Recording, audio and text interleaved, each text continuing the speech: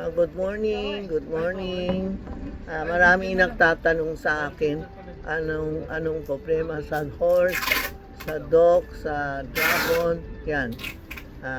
Abangin nyo ngayon sasabihin ko na screenshot nyo sandali Ang this year, horse year, di ba? Itong horse year.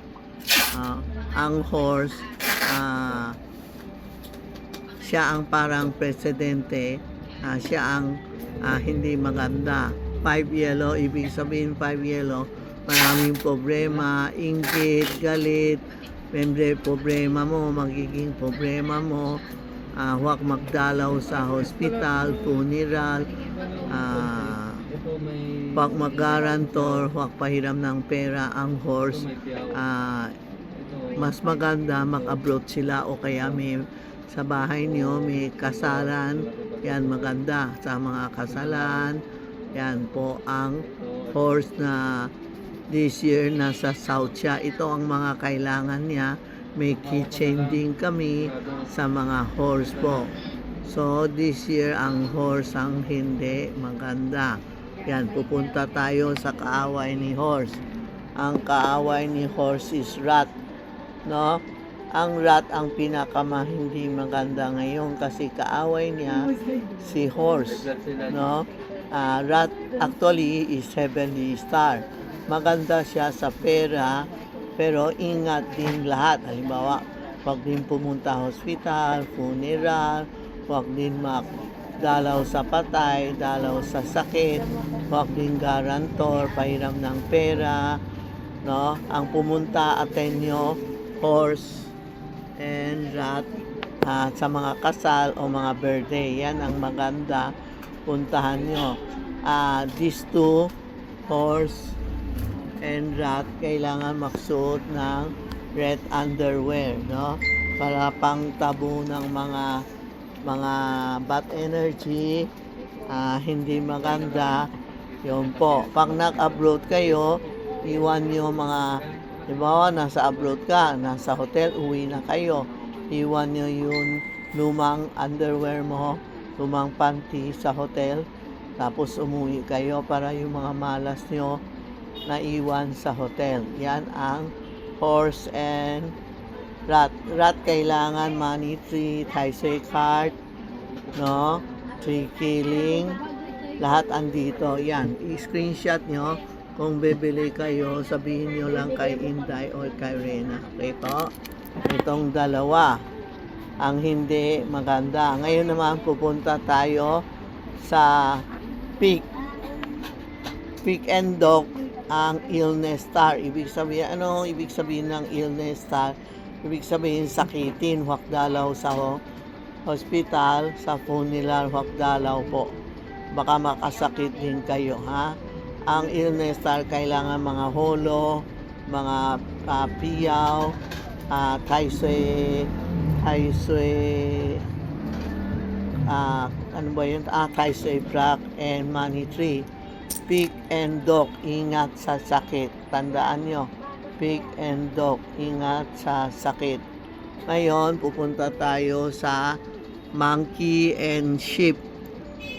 Ang monkey and sheep, monkey, actually may pera, pero every year nakpapalit to, nasa southwest siya, no? Robbery laws siya. Ano ibig sabihin robbery laws? Ibig sabihin, huwag kayo ingat lang sa mga cellphone nyo, pera nyo, alahas nyo, iba nako-order, ayaw, tapos lulukohin kayo, hindi nakbayad. Ang robbery laws yan ang pinaka-grabe yun. Marami nawalaan, halimbawa nawala ang kotse, na hold up, kidnap, robbery, yan ang tinatawag na robbery laws, no?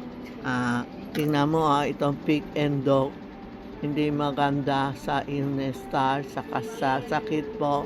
Ito naman monkey and sheep, robbery laws. Ang kailangan mo, rhino, elephant, tree killing, Santiago, magtutulong sa iyo, money tree, peach and mirror. Yan ang monkey and sheep. Lalo na this year, sheep importante, ingat lang, marami naloloko sa iyo.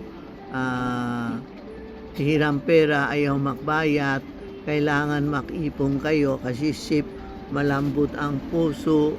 Pag nakahiram ang tao sa kanya, sige, hiram siya ng hiram hanggang huli, nga siya, wala siyang pera. So, robbery laws ang monkey and sheep. Monkey matalino, pero minsan nawawala din ang monkey niya. Sobrang talino, nagiging mali, nagiging robbery laws. Yan monkey and sheep mamaya maraming complaint. Tita, bakit wala yung monkey? Wala yung sheep. Yan, monkey, sheep, pig, dog, rat, and horse. Yan ang apat muna yun natin screenshot nyo. Anong gusto nyo, sabihin nyo sa amin. Meron kaming ano ba yun? Keychain po. Sandali, pakita ko sa yung keychain. May keychain. Ito sheep. Ito sheep na keychain. Monkey. Sandali marami ako. Tapos araw-araw. Marami akong gawa para pakita sa inyo. Sandali may kulang pa. Rat po. Ito ang rat. Kailangan ng rat na keychain. Tapos pig. Customer mo. Pig. Yan ang kailangan ng pig. And kailangan ng horse. Yan po Yan ang una natin pakita sa inyo. Mamaya magawa pa tayo ng ibang episode na ibang zodiac sign. Okay? Thank you po.